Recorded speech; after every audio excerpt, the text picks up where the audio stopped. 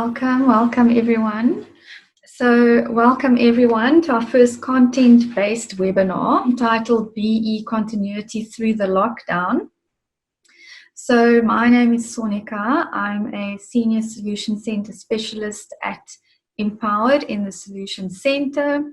Some of you may know me as your account manager. Some of you may have come across me on a support call or on the live chat. For those of you who do not know me, I will be your official webinar host. Okay, so as businesses are facing a new and obviously very uncertain time brought about by the lockdown, we thought that we would do a webinar on how businesses can continue their BE compliance in this time, and obviously how Mpowered's software can assist you to do this, which brings us to our first topic, which is the recent notification sent out by SANAS. So, as you all know, SANAS is the regulatory body for verification agencies who conduct BE audits, and SANAS uses the R4702 as a guideline to these agencies on the rules that they need to follow when completing BE audits. One of these rules very clearly states that no score can be given on a BE certificate without an actual on-site assessment of the measured entity. And they're very clear on that, and usually these rules have to be followed absolutely to the letter. But with the lockdown, SANAS actually issued a clarification statement on the 18th of March, which confirmed that BE audits during the lockdown should go ahead, but through the use of virtual technology. So this means that you will use platforms such as Zoom, which we're using right now for the webinar, to carry out your full audit.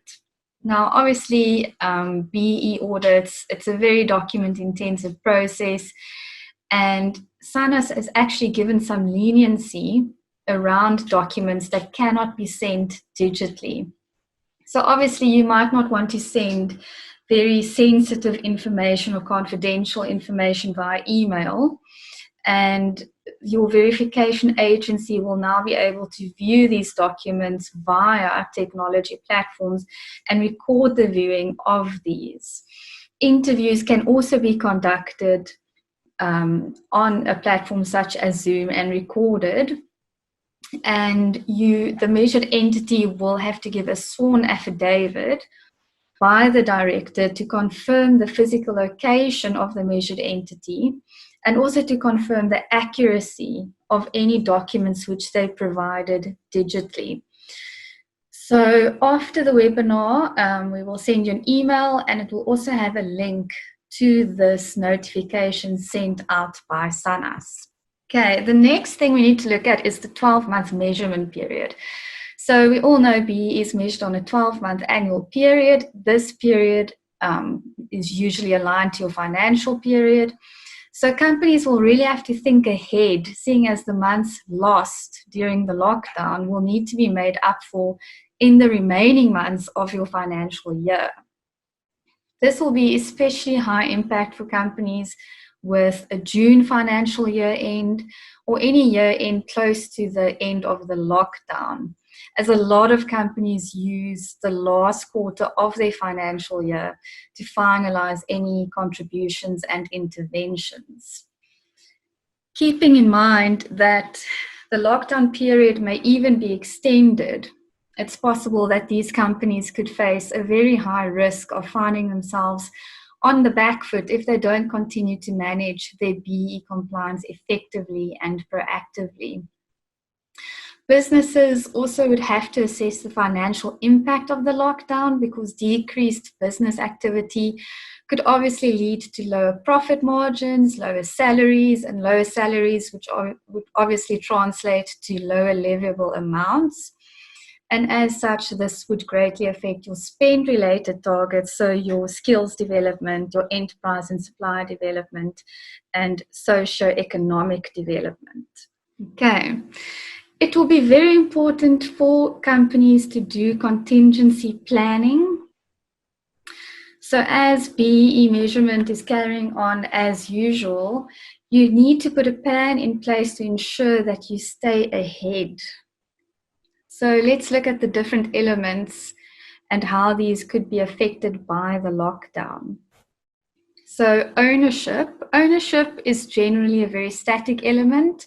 It shouldn't be high risk. However, where new ownership structures are maybe being negotiated or agreements being amended, this would have to be taken into account, because obviously, the process will be put on hold during the lockdown period, and verification agencies can only accept final signed documents. Management control. So due to the uncertainty, not knowing what the future holds, a lot of businesses may find themselves considering short time or even retrenchments in order to cater for the financial loss. And because management control is measured as at the date of your audit, you could find yourself measuring a very different payroll set than you originally anticipated. Skills development. So for skills development, training interventions are generally very high engagement or involve high contact. So with learning institutions being locked down, companies will really have to turn to the digital world and explore online learning as a means to continue skills transfer to learners and ensure that your skills development spend stays on track. If you are interested in help with online learning platforms, please make a note in the question and answer section and we can address this with you. Enterprise and supplier development. So we will start with procurement. For procurement, you need to remember that your supplier certificates are still going to expire during the course of the lockdown. So you still need to be sure that you are obtaining latest valid certificates. You're following up on expiring certificates as per usual. So we would really recommend using this maybe quiet time to analyze your spend reports and see how the lockdown will affect the way that you spend with your suppliers. So it could be, for example, that during the lockdown, you can't purchase from a Black-owned supplier, for instance, and then you will really have to plan on how you will make up that Black-owned spend, which you're losing out on now, especially considering the amendments from December, which places a lot of emphasis on your Black-owned spend. Then enterprise development, supply development, and socio-economic development.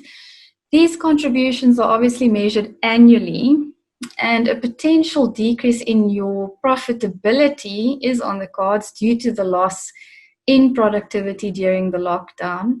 So this could be the only silver lining in this seemingly very dark time. But you would have to keep in mind that if your profitability falls below the industry norms could be applied to calculate your spend target for these elements, and companies could actually find themselves having to spend the same, if not even more, than they originally projected on these elements. Okay, so empowered software systems include analysis tools such as Scenario Planner, which really allows you to assess the impact of various scenarios on your BEE score. So you can create an unlimited number of different case studies. You can play around with your net profit after tax figures, your salary figures, etc., to ensure that even with different scenarios brought about by the lockdown, you are prepared and that the lockdown really has minimal impact on your verification. Tune into our next webinar on the 2nd of April. So then I will be doing systems training where I will show you exactly how to use the scenario planner to do this. Our next topic is digital verification audit. So Mpowered has a digital audit tool that we are custom building with verification agencies in close consultation with them. And if you use this, verification agencies will be able to sample data that you've loaded onto our system without you having to prepare a different data set for submission to the verification agency. So as we all know, BE audit time means completing a very long Excel spreadsheet, numerous tabs of information. And if you use the digital audit tool, it effectively eliminates the process of taking your data that you've already put onto our system and transferring it into the required format for the verification agency. So this effectively saves you a lot of time and then obviously money. Verification evidence documents can also be loaded directly into the tool for your verification agency to verify, which means both you and the verification agency will be able to keep track of the information that has been submitted. You can see what's still outstanding and you can see what has been accepted or rejected by your verification agency. So also on the 2nd of April in the systems training, I will show you exactly how to use the evidence uploading function to prepare for your BEE audit. That is all that we have for our content today. So let's have a look at some of the questions and answers. I see we have a question here that says, where can we access skills development initiatives that will contribute toward bursaries since universities are also locked down? Okay, so there should also still be online skills development organizations that would qualify for the bursary spend for higher education. I know that there is a list of institutions which qualify as bursary higher education spend. So what I will do is I will send you a list of those organizations which qualify. Then I have another question here. Please can you include information on the skills platform for continued training during the lockdown period? Okay. So a lot of people obviously interested in that. So yes, skills development is an area which is a big concern. I can understand why we have questions coming through on that. You know, you're losing this time that you would usually spend on training initiatives, and your targets are still there, so you still need to be doing your training. So okay, I will send that to you as well. Okay, then what do you think the industry average percentage would be after this? Just an estimate. Currently transport is 3.7. Do you think it will go down? I think it definitely will go down. So yes, that is something that you should keep in mind. As your profit margin is going to go down, the average profit margin for the industry is also going to go down. So yeah, I think all industries will go down. And obviously when you do your verification agency is going to be using the most recent industry norms usually. So it's a double-edged sword kind of there. Where do I find industry norm profits to know if I need to use the norm or my own profit? So if you go onto our system on the BEE toolkit, if you enter your revenue and your net profit after tax, there's a section there where you will need to pick what industry your business falls under. And that will actually calculate whether your business's profit margin is above the industry norm or below the industry norm. And it will tell you if it is below the industry norm. It will ask you for financial figures for the last 4 years preceding your current measurement period. And it will tell you whether it will end up using your average profit margin or the profit margin for the industry. The industry norms are also published by Stats SA if you would like to have a look there. Okay, let's just look at some more questions here. Hi, if I have a certificate that has expired at time of audit with the lockdown, people may not be able to get an updated affidavit. How do we handle this? So if the certificate that you're referring to is an affidavit, you would have to get an updated affidavit from that person. So there hasn't been anything that says that you no longer need a valid affidavit, so you would still need that. However, remember that as long as your certificate or your affidavit is valid for at least a period in your measurement period, you can use it. So even if your affidavit or your certificate was only valid for the first week of your financial year, you can still use it. Okay. Can you please advise if there will be an extension on WSP and ATR submission, as I see some SETAs have given extensions? Yes. I have seen that some SETAs, I know the education training SETA has given an extension of a month, I think, at this stage. So I expect that a lot of other SETAs will follow suit and do that as well, but we don't know at this stage whether that will happen. And obviously we would have to wait and see whether that will happen. Will the digital verification development be part of the current Mpowered license agreement, or will it be at an additional cost? The digital audit tool is not at an additional cost, so it is included. Obviously, if you want to use it to the extent that your verification agency is doing your verification completely on the tool, you would have to be using one of the verification agencies that have agreed to or have signed up to do their audits on our tool. So at the moment, there are a few, and we expect that the list will be growing. Are the transport subsector rail codes still valid for use? Yes. So I call it the old transport codes, but it is actually the current transport codes. They have not been amended. They have not aligned to any amendments. So those current transport codes are all still valid, yes, until further notice. Okay, so I see someone is commenting here and saying that currently SETA has not given any extension on the WSP ATR. So also on that, I would advise you to contact your specific SETA that you belong to and ask them about that. How and where on the Mpowered system can I view the percentages applied for industry norms? It calculates automatically, but where can I view the percentage applied?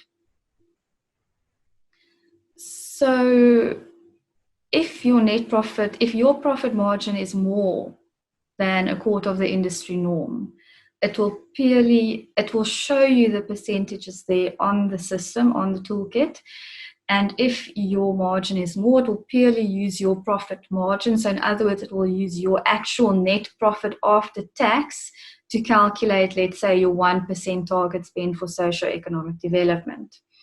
If it's using the industry norm, it will literally take that percentage and apply it to your net profit after tax. So I know that we don't, or to your turnover. So I know that we don't put the whole calculation there. If you're really interested in seeing the whole calculation, I'm sure that we can arrange that. I would advise that you contact your account manager on that. Please just repeat the SETAs you gave WSP extensions. So I know the one was the education training development. I'm not sure exactly what it's called. It's EDR, something like that. Can you share the lists of VAs that have signed up for the audit tool? Yes, we can send that to you, definitely. I will send that to you. Okay, then Ilse asks, just to confirm, if the certificate is only valid for 1 week of your financial year, you can apply the spend for the full year. This has not been accepted by Mpowered before. So obviously, we always say that you should check with your verification agency. Different verification agencies do have different ways of applying the rules. They all have their own interpretations. They're guided by the feedback that they get from SANAs.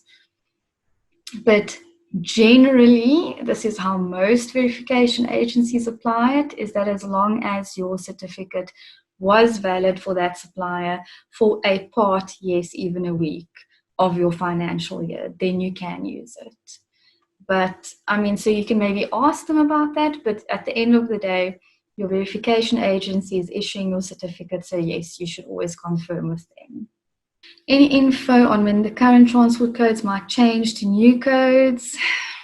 Unfortunately, I do not have any info on that. I wish I did. Last year in December, we thought they were coming out at any time, but it did not happen. So who knows? That's unfortunately completely up to the Department of Trade and Industry. Okay, then there's a question. The industry norm table, does it have all industry classifications? For example, the automotive industry, under which industry would that fall? It has, yes, the industry norm table has all the industry norms as classified in Stats SA. Automotive industry would usually be manufacturing, but you will also see that on the toolkit there is a setting for custom industry norm, so you can enter your own industry norm if for some reason, obviously in agreement with your verification agency, you have a different industry norm that you apply. Then please share the EAP targets. So you can actually go, the EAP targets are on our system as well, on the BBEE toolkit, on the scorecard insights tab. If you scroll all the way down, it shows all the EAP targets, so the per province targets, as well as the national EAP targets. So you can have a look there. And then we have Millicent saying, yeah, the MERSITA also extended their WSP reporting, but you have to apply for it. It does not apply automatically. Yes, so that is why I also would suggest that you contact your specific CETA and just confirm that with them. Okay, then Lee is asking for a recording of the webinar. Yes, so what we will be doing, all our webinars will be recorded. So this one, we have our next one scheduled for 2nd of April. All the webinars will be recorded and you will receive access to them. So you will receive a recording. Okay, Janine Adams. Hi, Janine. If learnerships are implemented and potentially delayed due to lockdown, will the spend still be considered? I believe that the training provider is planning to continue learning through other means other than face-to-face. So, I mean, if in my opinion, if they've been implemented and they are continuing online, it should be fine. Obviously, learnerships usually have the theoretical element and then the practical element. So as long as you then have the practical element after the lockdown, it should be fine. But again, I would just check with the verification agency. Please just repeat the aspect around net profit after tax figures being reduced as a result of no operations and what the impact will be on spend pillars. So obviously, your target percentages, your 2%, 1% target spends for your socioeconomic development, enterprise development, supply development, that's all as a percentage of your net profit after tax. So with your net profit after tax very likely reducing because of decreased operations, your target spend will be less there. Obviously, it would depend on business to business and how your business operates. If it's business as usual, which I doubt, but then it would not have an impact. Okay, then we have Michelle. Hi, Michelle, how are you? The digital verification audit on the BE tool, is it aligned with specific VA requirements? Yes, so what we actually have is with the different verification agencies that have signed up for the digital audit tool so far, we have really been sitting with them and catering the requirements to their specific lists of information that they would need and evidence that they would need. So the list or the evidence that you could upload would change depending on the verification agency that you use. So yes, it is really quite good. So thank you very much, everyone, for watching our webinar today. I hope that you will tune into the next one, and have a lovely day and stay safe during the lockdown and stay healthy. Thank you, everyone.